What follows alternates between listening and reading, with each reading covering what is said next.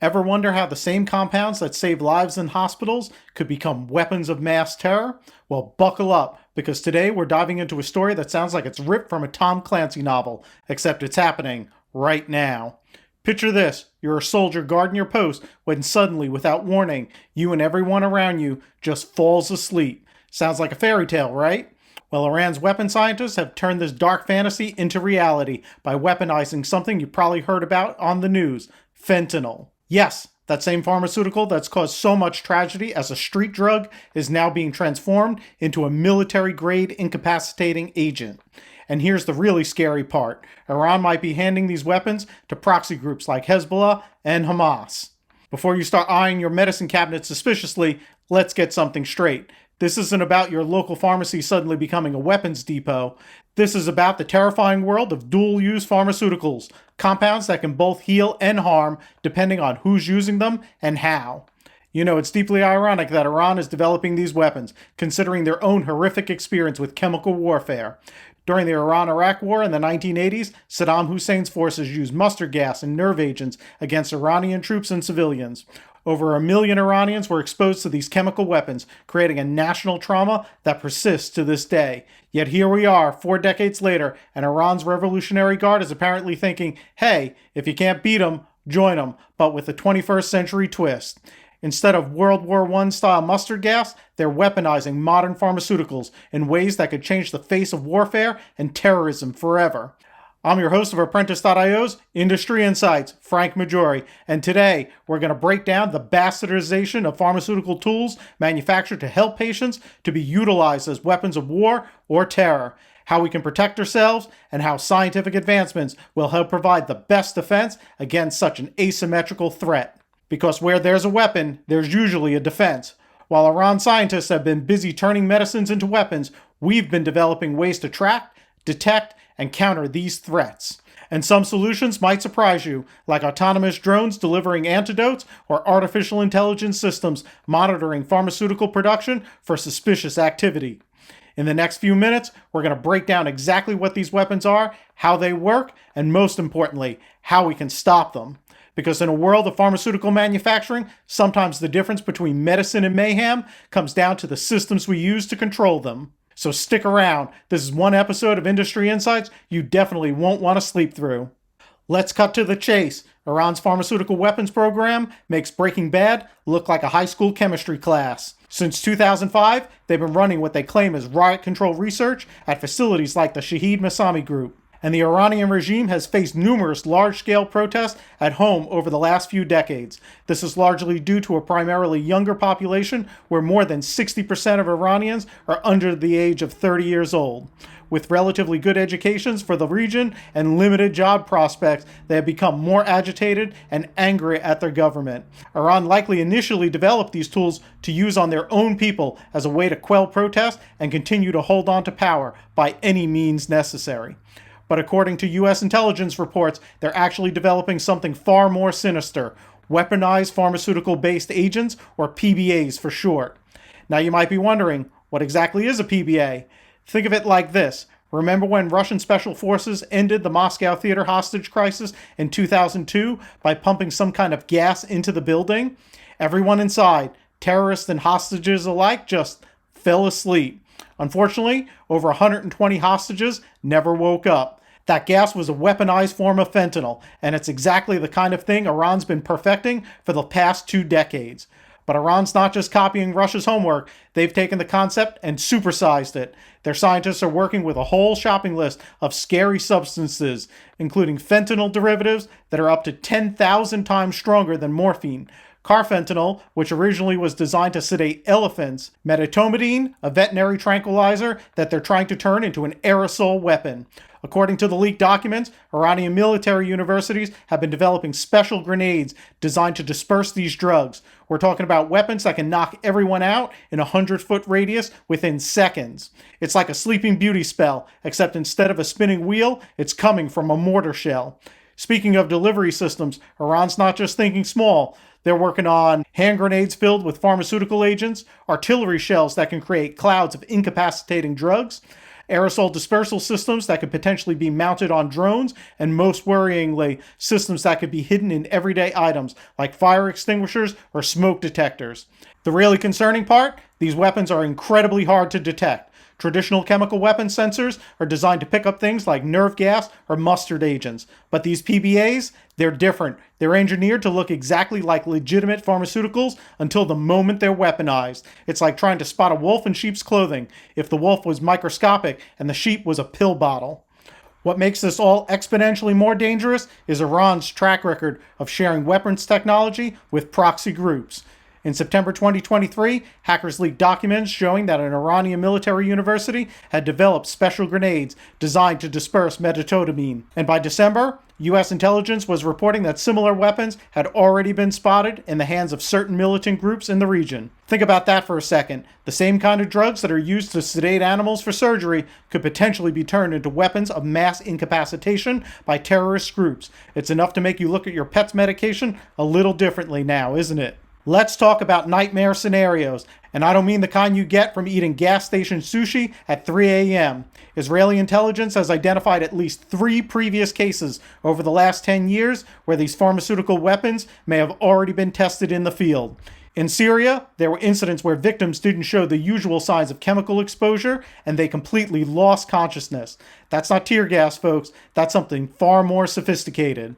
The really scary part? These weapons are perfect for terrorist attacks on soft targets. Imagine a crowded airport terminal, a packed sports stadium, or a busy shopping mall. Traditional security measures like metal detectors, they won't help. Dogs trained to sniff out explosives, they might not catch these either. It's like trying to spot a ninja at a mime convention. But here's where it gets even more concerning. Hezbollah has what they call their plan to conquer the Galilee, a strategy to infiltrate northern Israel. Now picture this. Instead of a noisy, violent border breach, they could theoretically use these weapons to quietly incapacitate border guards and civilian communities. It's like someone hitting the pause button on an entire military outpost. The same compounds that help your aunt get through her hip replacement surgery could be used to kidnap soldiers or civilians. One minute you're manning your post, and the next you're waking up in a terrorist's video. And if you think I'm being dramatic, remember, Hamas's October 7th attack proved that what seems unthinkable one day can be horrifyingly real the next. Now here's where my world of manufacturing execution systems comes in. See, traditional chemical weapons detectors are designed to spot things like sarin gas or mustard agents, the nasty stuff from World War I. But these pharmaceutical weapons, they're basically weaponized versions of legitimate medicines. It's like trying to spot a counterfeit dollar bill that's made from real currency paper. This is where cloud-based MES platforms become crucial. They can track every step of pharmaceutical production, from raw materials to finished products. Think of it like a CCTV for molecules. When a factory in Tehran suddenly orders enough animal tranquilizer to sedate a herd of elephants, but they don't have a zoo or a veterinary program, that should raise some major red flags. We're already seeing suspicious patterns. An Iranian university's chemistry department tried to order enough medetomidine to create over 10,000 doses. Their excuse? Research purposes. Sure, and I'm secretly Batman. The challenge is that these compounds often have legitimate usage. It's not like tracking plutonium where any quantity is suspicious. Fentanyl is used in thousands of hospitals worldwide, every day.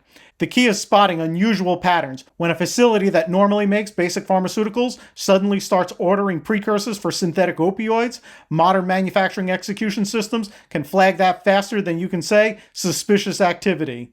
But in order for these systems to work, we need to move the industry off of paper batch records and move them to more modern cloud-based manufacturing execution systems so that these discrepancies can be flagged before there is an issue and not buried in a book that can be looked at after the fact. Also, paper batch records can be doctored, changed, or destroyed, where cloud-based MES systems have a complete audit trail of all the events stored on multiple global server locations with redundancy that cannot be altered. But here's the real kicker. These systems only work if everyone uses them. Right now, it's like having the world's best security system available, but with paper batch records, we're leaving the front door and all the windows wide open. We need global cooperation, standardized tracking, real-time monitoring, and moving to electronic records is the first and most important steps for being able to network all of this complex information. Because in this new world of pharmaceutical weapons, your medicine cabinet and a terrorist arsenal might be separated by nothing more than the intent and know-how. So what's our defense against these pharmaceutical weapons? Well, thankfully, we're not completely helpless. Enter Naloxone, or as first responders like to call it, the opioid eraser. It's like having a chemical Control-Z button for fentanyl-based weapons. When we're talking about weaponized fentanyl that's potentially thousands of times stronger than medical grade stuff, we need a lot more of the antidote. We're talking about massive stockpiles, strategically placed where they'll be needed the most. Think about where terrorists might strike: airports, sports stadiums, government buildings, shopping malls. These soft targets need to be equipped with like a Costco's worth of naloxone, but with better parking. We're already seeing some cities installing naloxone stations next to their AED defibrillators. It's like having a zombie apocalypse preparedness kit, except the zombies are just really, really sleepy. But stockpiles alone aren't enough. We need smart deployment systems. Picture this: a terrorist attack happens, and within minutes, autonomous drones are swarming the scene, carrying naloxone. It's like Uber Eats, but instead of delivering your late-night tacos, it's delivering life-saving antidotes. We're already working on some pretty sci-fi solutions. Naloxone can already be delivered via injection or nasal spray to patients. There have also been studies about using a nebulized version of naloxone, which is also effective. The nebulizer takes a liquid pharmaceutical and turns it into a mist so it can enter the body through the nasal passages in the lungs. You can envision for a large-scale event, this may be the fastest way to deploy a treatment to as many as affected patients as possible at the fastest rate possible. So as an automated system that can be deployed by first responders to cover a large area with nebulized or aerosolized versions of naloxone to protect the largest number of affected victims as quickly as possible. I could certainly see drones having a major role in response for these types of events, and something researchers should be working on pronto. Now let's talk manufacturing, because an ounce of prevention can help restrict the flow of materials and make it significantly more complicated to get access to the raw materials in the first place. First up, tracking raw materials. We need to monitor every gram of potential precursor chemicals like we're watching the season's finale of our favorite show. Modern MES platforms can create a digital fingerprint for these materials, following them from the creation to delivery. If a batch suddenly goes missing or gets diverted, we'll know faster than you can say, "suspicious activity report." But here's where it gets tricky. We also need to dramatically increase naloxone production without creating shortages for opioid patients or other essential medicines. It's like trying to bake twice as many cookies without using up all the flour needed for the bread. This is where sophisticated manufacturing execution system scheduling and resource management becomes crucial. We built systems that can track materials down to the molecular level, but we need international cooperation to make them effective. Right now, different countries are using different systems. It's like trying to build a Lego castle while your partner's using Duplo blocks. We need standardization, and we need it yesterday. But we need more than just good software. We need international treaties with teeth. The Chemical Weapons Convention needs updating faster than your smartphone's operating system. We need new protocols specifically designed for pharmaceutical-based weapons, because right now, it's like trying to enforce modern traffic laws using rules written for a horse and buggy. And let's talk about public-private partnerships, because this is where the rubber really meets the road. Government agencies have intelligence, but private companies have the technology and expertise. We need to work together like peanut butter and jelly, except the sandwich we're making could save thousands of lives. The good news, the technology exists. Our MES platforms can already track materials, monitor production, and flag any suspicious activities in real time. We just need to implement them globally and coordinate our responses. Think of it as building a global immune system against pharmaceutical weapons. And just like your body's immune system, it needs all its parts working together to be effective. Let's wrap this up, and I promise it won't be like attending your cousin's wedding where the best man speech never seems to end. We're covering some pretty heavy topics today, from Iran's weaponization of pharmaceuticals to the terrifying possibility of these weapons falling into terrorist hands. But here's the thing, for every threat humanity has faced, we've developed countermeasures. When they invented the sword, we created the shield. When they developed bombers, we built radar. And now that they're weaponizing medicine, we're creating systems to fight back. Think about it. We're living in an age where we can track individual molecules across the globe, deploy life-saving antidotes via autonomous drones, and detect suspicious activity patterns before they become tragic headlines. These additional tools and funding may have additional side benefits that are pretty sweet. such as the ability to respond to daily drug overdoses faster and more effectively in fighting our own opioid epidemic at home, while creating the logistics to deliver these on demand as quickly as possible to save lives. That's not just cool technology, that's humanity's ingenuity at its finest. But we can't just sit back and admire our innovations. We need action, and we need it now. Governments need to update regulations faster than a teenager updates their social media status. Industries need to implement tracking systems more comprehensive than your ex checking your online activity. The pharmaceutical industry, which I'm proud to be a part of, has a special responsibility here. We're not just making medicines anymore. We're on the front lines of preventing their misuse as weapons. Looking ahead, I'm actually optimistic. Yes, you heard that right, optimistic. Because while the bad guys are trying to turn your medicines into weapons, we're developing systems to make their job harder every day. Smart manufacturing execution system platforms, autonomous response systems, and global cooperation networks are making it increasingly difficult to weaponize pharmaceuticals without getting caught. And here's what really gives me hope. For every person working to weaponize these compounds, there are thousands of scientists, engineers, and industry professionals working to protect people. It's like having an army of technical superheroes, except instead of capes, we wear lab coats and carry laptops. The future isn't written yet, folks, and while the threats we face are serious, our capacity to innovate, adapt, and protect is even greater. We're not just playing defense, we're building a future where pharmaceutical weapons become as obsolete as cavalry chargers in stone castles.